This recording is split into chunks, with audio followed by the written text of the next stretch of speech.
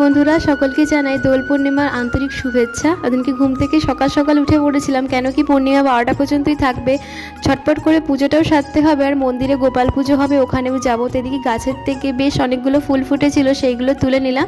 5 রকমের ফল মিষ্টি দিয়ে ঠাকুরকে পুজো দিয়ে বাবাকে ভালো করে রং মাখালাম। সিংহাসনে যত ঠাকুর ছিল এবার সবাইকে ভালো করে রং মাখালাম। বছরে একবার আসে, একটু ভালো করে রং না মাখালে হয় বলো তো। পুজো সেরে চলে যাব বাজারে। বাজার করা এখন আমার বাকি আছে, 10টা পর্যন্তই বাজার খোলা থাকবে।